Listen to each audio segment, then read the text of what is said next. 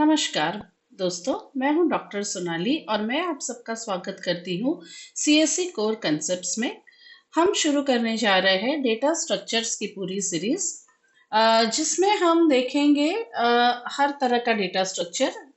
साथ में हम कुछ प्रैक्टिकल्स भी करेंगे, कोड स्निपेट्स भी देखेंगे, एरेज, फिर स्टैक वगैरह हर एक चीज को हम डिटेल्स में पढ़ने वाले हैं। बट सब शुरू करने से पहले हम ये वीडियो में समझेंगे डेटा स्ट्रक्चर होता क्या है और उसकी जरूरत क्यों है।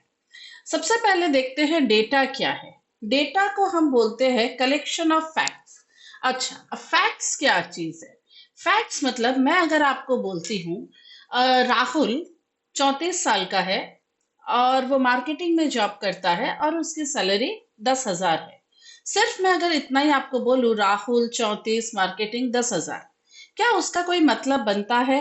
नहीं, आपको समझ में नहीं आएगा क्या मतलब है इसका। ठीक है, तो पहली बात तो ये है, डेटा में एक वैल्यू भी हो सकती है राहुल, वो भी चलेगा डेटा, और इतने सारे वैल्यूज को मिला के भी डेटा बन सकता है। बट अगर आप यही डेटा को अच्छे से पूरी तरह से सजा के लिखो, जिसका एक मीनिंगफुल इंफॉर्मेशन कन्वे करता है, उसे बोला जाता है data. Data. Okay, now let us see one thing.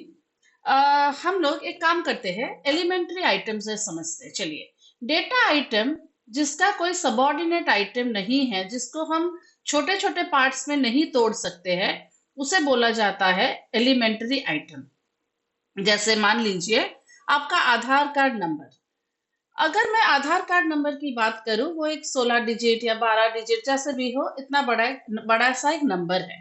आप उसको छोटे छोटे पीसेस में नहीं रख सकते हो, क्योंकि वो पूरा का पूरा नंबर आपके काम का है। ओके, सो उसे बोला जाता है एलिमेंटरी आइटम।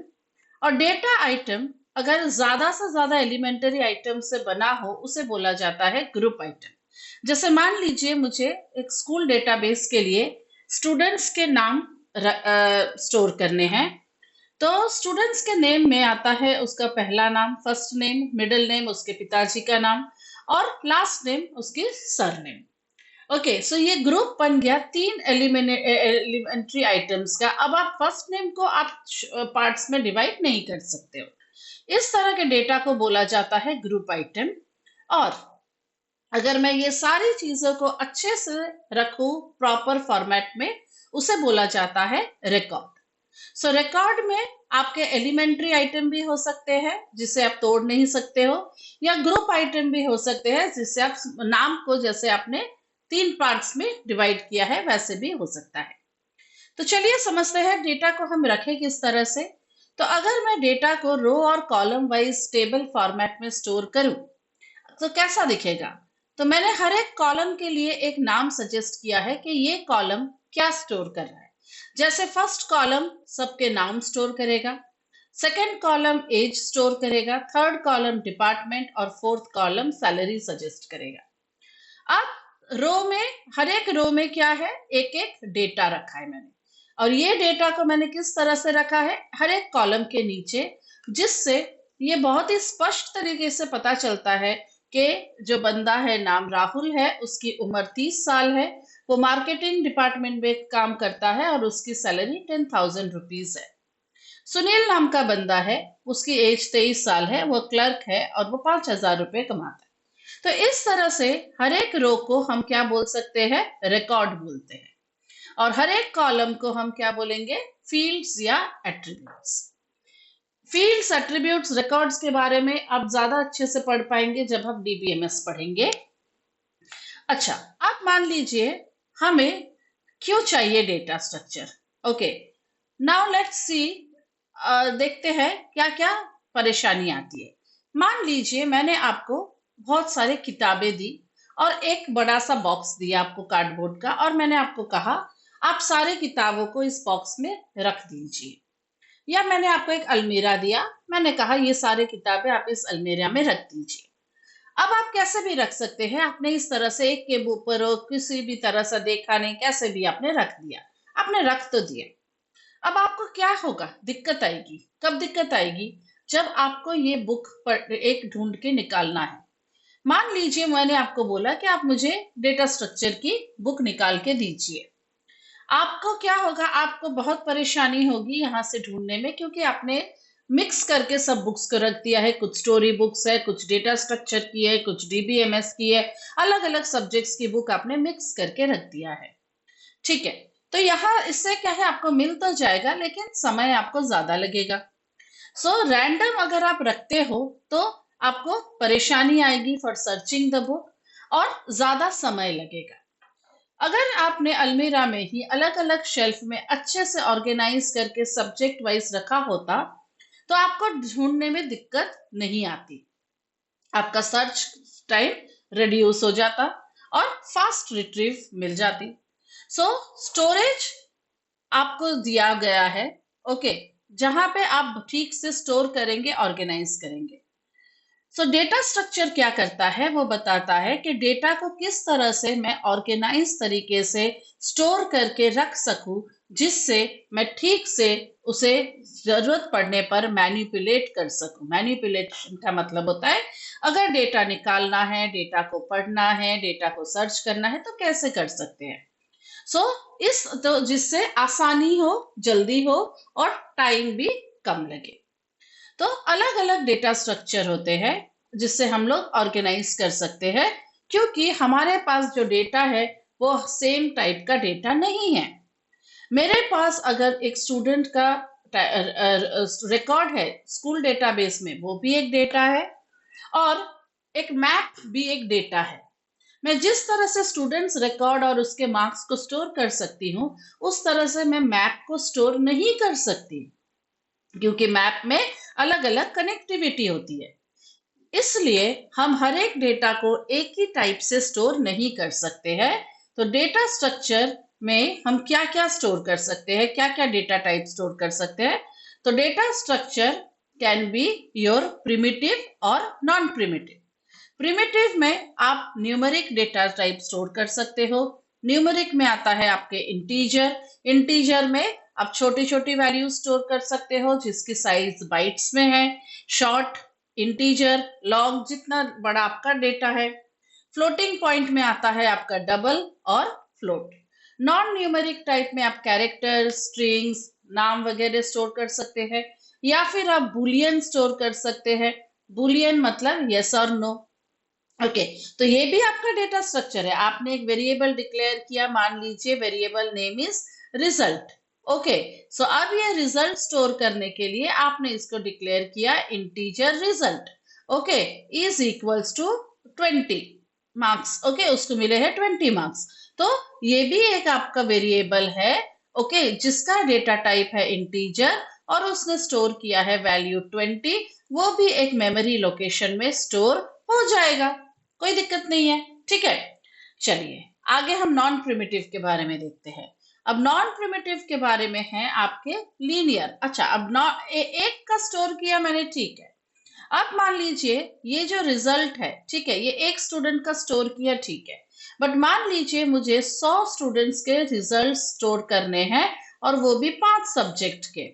अंडरस्टूड? तो आप कितने वेरिएबल बनाएंगे? 100 वेरिएबल्स बनाएंगे। ठीक है, 100 वेरिएबल्स मल्टीप्लाइड बाय 5, क्योंकि 5 सब्जेक्ट है तो आपको 500 वेरिएबल्स बनाने पड़ेंगे। ओके, तो एक एक वेरिएबल का नाम याद करना बहुत ही मुश्किल है। तो जिसकी वजह से हम नॉन प्रिमिटिव डेटा स्ट्रक्चर लेंगे, जैसे कि एरेज है, लिंक लिस्ट है। हम हर एक के बीच में फर्क डिटेल्स में पढ़ने वाले हैं। तो ये हुए आपके लीनियर डेटा स्ट्रक्चर्स। अब लीनियर का मतलब क्या होता है? जो लीनियर अरेंजमेंट है, मान लीजिए मैं स्टोर कर रही हूँ 20, 30, 40, तो ये क्या है, एक के बाद एक आ रहा है, एक के बाद एक आ रहा है। ये टाइप ऑफ अरेंजमेंट को बोला जाता है लीनियर अरेंजमेंट। और लीनियर अरेंजमेंट के तरीके हैं, एरेज आप यूज कर सकते हो, लिंक लिस्ट, स्टैक्स, क्यूज वगैरह आप यूज कर सकते हो। और अगर आप नॉन लीनियर की बात करें, जैसे मैंने आपको बोला कि मैप, चलिए मुझे एयर कनेक्टिविटी दिखाना है कि इंडिगो एयरलाइंस दिल्ली से कहाँ कहाँ जाती है, कोलकाता जाती है, हैदराबाद जाती है, ओके, बैंगलोर जा रही है। तो ये हो गया मेरा एक ग्राफ। अंडरस्टूड। अगर मुझे कोई hierarchical relation directory, file directory, so first folder is your semester, semester के अंदर आपके दो पोर्शंस है, even semester, odd semester, odd में आपने, तो ये कौन सा स्ट्रक्चर हो गया, ट्री स्ट्रक्चर। अब ये डेटा टाइप को आप यहां से स्टोर करना आपको दिक्कत होगी लीनियर वे में, अंडरस्टूड। सो प्रिमिटिव के दो कैटेगरीज है, नॉन प्रिमिटिव के दो कैटेगरीज है, लीनियर और नॉन लीनियर।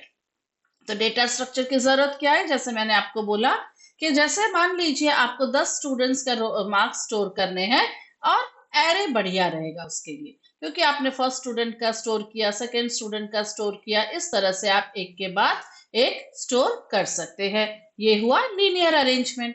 अब जैसे मान लीजिए आपको मैंने बहुत सारी प्लेट्स दी, ओके, तो प्लेट स्टोर करने कैसे करते हैं हम, एक फर्स्ट प्लेट रखा, सेकेंड प्लेट रखा, तो इस तरह के अरेंजमेंट को बोला जाता है स्टैक। अब स्टैक कैसे काम में आता है, मान लीजिए आप जो ब्राउजर में ब्राउज करते हैं तो आपको रिसेंटली क्या क्या साइट्स, हिस्ट्री आप देख रहे हो, तो हिस्ट्री में कैसा आता है, जो लास्ट में आपने ब्राउजर ब्राउज किया होगा वो सबसे ऊपर आएगा।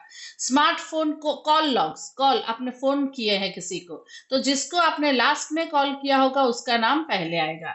तो ये अरेंजमेंट को क्या बोला जाता है, stack arrangement. Third is your, अगर मान लीजिए मुझे प्रिंटर ऑपरेशन है, क्यू टिकट विंडो है, आपको फोन बिल जमा करना है, तो क्यू स्ट्रक्चर। स्टैक में क्या होता है, वो लास्ट में इन होता है, फर्स्ट में आउट होता है, राइट, लीफो, लीफो। और क्यू में क्या होता है, फिफो।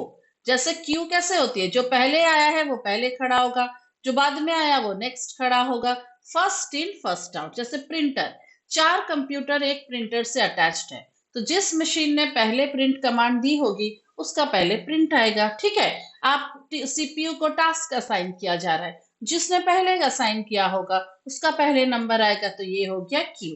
तो तीनों क्या है, लीनियर है, ठीक है। अब मान लीजिए आपको दिखाना है एयरलाइन कनेक्शन एक सिटी से दूसरे सिटी, या आपको इलेक्ट्रिक सप्लाई का पूरा अरेंजमेंट दिखाना है, नेटवर्क आपने कहाँ कहाँ राउटर्स रखे हुए हैं आपके लैब में, वो अरेंजमेंट, तो वो हो गया आपका ग्राफ। इस चीज को आप लीनियर वे से अरेंज कर दिखाना मुश्किल है। अब हायरार्कियल डेटा स्ट्रक्चर जैसे फैमिली ट्री है, फाइल्स डायरेक्टरीज है, तो उसे आप दिखाएंगे ट्रीज के माध्यम से। सो ये दोनों हो गए आपके नॉन लीनियर, आपको दिख ही रहा है फर्क, ठीक है, लीनियर में और नॉन लीनियर में क्या फर्क है। एरेस एक के बाद एक स्टोर करेगा, और एरेस में आप कहीं से भी निकाल सकते हो, बट स्टैक में क्या होगा, जो पहले आएगा वो नीचे जाएगा, जो लास्ट में आएगा वो ऊपर रहेगा। और क्यूज में क्या होता है, जो पहले आएगा वो आगे रहेगा, जैसे जैसे लोग आ रहे हैं क्यू को पीछे से ज्वाइन कर रहे हैं। सो अब तो हम लोग क्या क्या कर सकते हैं डेटा स्टोर करने के बाद, हम नए नए रिकॉर्ड इंसर्ट करेंगे हर एक डेटा स्ट्रक्चर में। कोई डेटा रिकॉर्ड अगर हमें नहीं चाहिए, ठीक है, उसको हम रिमूव कर देंगे ताकि मेमोरी रिलीज हो जाए। कोई डेटा स्टोर्ड है स्टूडेंट रिकॉर्ड में से, मुझे कोई डेटा निकालना है या फिर सॉर्ट करना है, मुझे सारे स्टूडेंट्स के नाम तो मैंने डाल दिए, ठीक है, सब स्टूडेंट की एंट्री कर दी, अब मुझे उसको अल्फाबेटिकली स्टोर करना है, या फर्स्ट रैंक जिसको हाईएस्ट मार्क्स मिले उस हिसाब से सॉर्टिंग करना है, तो सॉर्टिंग। सो ये सारे ऑपरेशंस हम ये डेटा के ऊपर करेंगे, जिसे हम ये सारे डेटा स्ट्रक्चर्स में रखने वाले हैं। सो मैं आशा करती हूँ आपको समझ में आ रहा है। इसी डेटा स्ट्रक्चर के हर एक वीडियो जो भी हम पढ़ेंगे या पढ़ रहे हैं, उसके इंग्लिश वर्जन्स भी सीएसई कोर कंसेप्ट्स में उपलब्ध है। आपको जिस भाषा में कंफर्टेबल रहे आप उसी भाषा में ये वीडियो देख सकते हैं, बट आप जरूर से लाइक, शेयर और सब्सक्राइब कीजिए, जिसे भी और आगे उसे और शेयर कीजिए ताकि ज्यादा से ज्यादा स्टूडेंट्स पढ़ सके। Thank you.